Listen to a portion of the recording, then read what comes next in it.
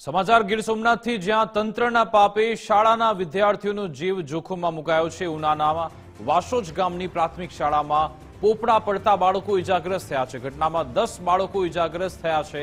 બાળકોને ઉના સરકારી હોસ્પિટલમાં સારવાર અર્થે લઈ જવાયા। પ્રાર્થના સમયે બાળકોના માથે છત પરથી પોપડા પડ્યા। ધોરણ 4 અને 5ના બાળકો ઇજાગ્રસ્ત થયા છે।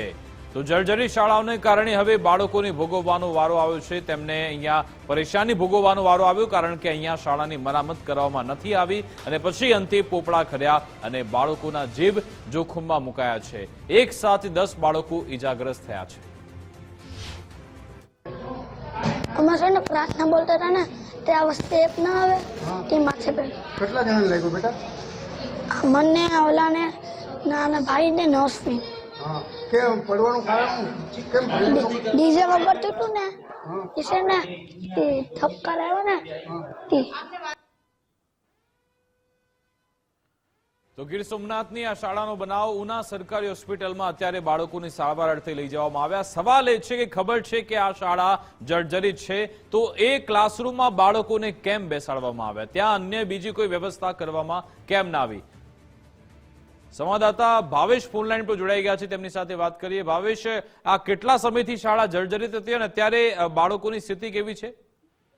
જી વિકાસ, હું તમને ચોક્કસથી જણાવી દઉં તો આ ઘટના છે તે ઉના તાલુકાના વાસોદ ગામની છે અને વાસોદ ગામે જયારે બાળકો પ્રાર્થના ખંડની લોબીમાં પ્રાર્થના બોલી રહ્યા હોય તે દરમિયાન અચાનક જ ઉપરથી પોપડા પડવાની ઘટના બની હતી, જેમાં 10 થી વધુ બાળકોને ઈજાઓ થવા પામી છે, જેમાંથી 5 બાળકોને ગંભીર ઈજાઓ થઈ છે। માથાના ભાગે ગંભીર ઈજાઓ પહોંચતા તેને હવે હાલ ઉના સરકારી બાદ તેને ખાનગી હોસ્પિટલમાં લઈ જવાની તજવીજ હાથ ધરવામાં આવી છે। તો બીજી તરફ વાત કરવામાં આવે તો શિક્ષકોને જયારે ગુજરાત ફર્સ્ટ દ્વારા પૂછવામાં આવ્યું તો શિક્ષકો દ્વારા લૂલો બચાવ કરવામાં આવી રહ્યો છે કે બાજુમાં લગ્ન પ્રસંગ હોય અને ડીજે વગરતું હોય, જેના કારણે ડીજેના થપકારાના હિસાબે ઉપરથી પોપડા પડ્યા હોય અને આ ઘટના બની હોય। તો બીજી તરફ એક સવાલ એ પણ ઉભો થાય છે કે આ સ્કૂલ જો જર્જરિત હતી અને શિક્ષકોને પણ પહેલેથી ખબર હતી તો શા માટે વહીવટીતંત્ર, તાલુકા શિક્ષણ અધિકારી, જિલ્લા શિક્ષણ અધિકારીને કેમ જાણ ન કરવામાં આવી, જેને લઈ અને આ દુર્ઘટના બની છે। હાલ તો વાલીઓના ટોળે ઉના સરકારી હોસ્પિટલ ખાતે એકત્રિત થયા છે અને તેમાં પણ રોષ જોવા મળી રહ્યો છે। જી વિકાસ।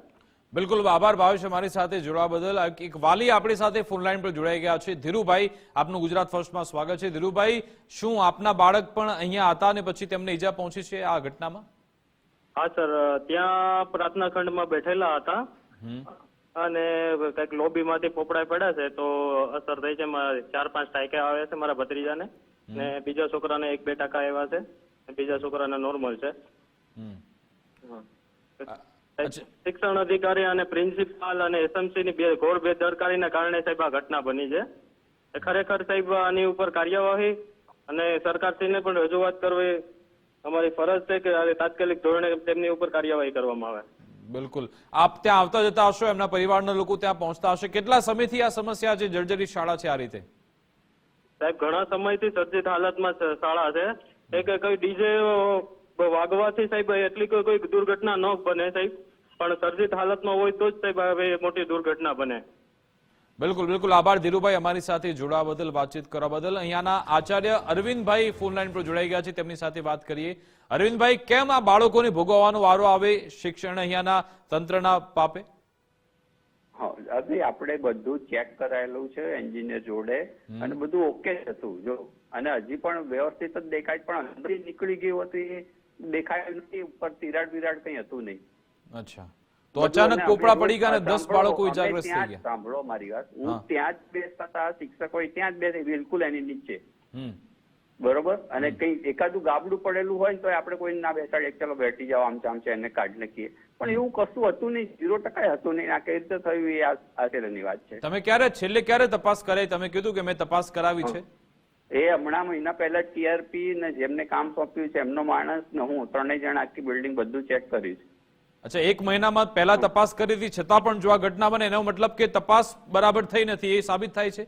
નહીં એવું એ ઉપર જો અત્યારે એના પછી છે ને આ બાજુની બિલ્ડિંગ છે એમાં ઉપરનું કાઢેલું છે, બરોબર, એમાં ચાઇના મોજક કરવાનું છે ને તો કાઢ્યું છે, એટલે કદાચ એ મશીન થી કાઢ્યું હોય એટલે એની થઈ હોય।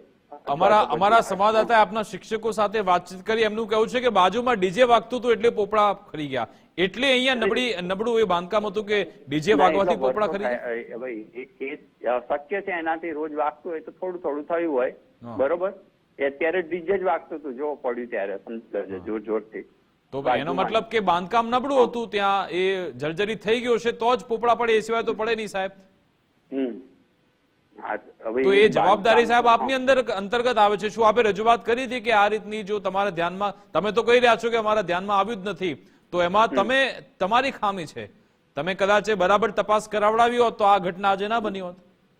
તપાસ કરાવડાવી બરોબર જ સાહેબ. હવે એમણે જે છે કીધું આટલું છે તો ઓકે, હું જોડે જ ઉભો હતો. વધારાનું મેં કહ્યું જો અહીંયા હવે નાની નાની તિરાડો છે એ બધી અત્યારે તો બધી હવે લઈ લીધી. સાહેબ નાની નાની તિરાડોમાં કોકનું ભોગ લેવાય જાય, નાના ભૂલકાઓ છે, ઈજાગ્રસ્ત. એક વાલીએ કીધું કે 4 થી 5% લેવા પડ્યા, હવે એ સહન બાળકોએ કરવાનું, આપણે થોડી કરવાનું. 100% આવે સાહેબ. હું એ શિક્ષક બાજુમાં બેઠા હતા એમના પર પડ્યું, શક્ય છે. પણ હવે થઈ ગયું છે, આપણે બહુ ધ્યાન રાખ્યું છે તોય થઈ ગયું છે. બરોબર. હવે તો આપને લાગે છે ને કે આખી શાળાની મરામત કરાવવી પડશે, એ બાબતે રજૂઆત કરશો જિલ્લા શિક્ષણ અધિકારીને એમને? હા, મારા સાહેબ આવશે હમણાં, બરોબર, એમને બતાવી દઈશું ને એ લોકો રિપોર્ટ કરશે અને શક્ય હશે તો ઉપરની આખી સીલિંગ કાઢી નાખીશું. અને જે એન્જિનિયરે જેમણે તપાસ કરી એમને પણ ફરી પૂછો કે તમે શું તપાસ કરી હતી અહીંયા? તમે 1 મહિનાની તપાસમાં જો આ રીતે થાય, જો તપાસ કરવાનું તમે મૂકી દો, તમને આવડતું નથી તપાસ કરતા. આ એમને કહી દઈએ કે ભાઈ તમે આઈને જોઈ લો ફરીથી શું છે. બિલકુલ બિલકુલ, આભાર અમારી સાથે જોડાવા બદલ. તો આમાં હવે કહેવામાં આવી રહ્યું છે કે 1 મહિના તપાસ કરવામાં આવી હતી, એનો મતલબ કે તપાસ યોગ્ય થઈ નથી. આવીને આવી તપાસના નાટકમાં પછી લોકોનો ભોગ લેવાતો હોય છે.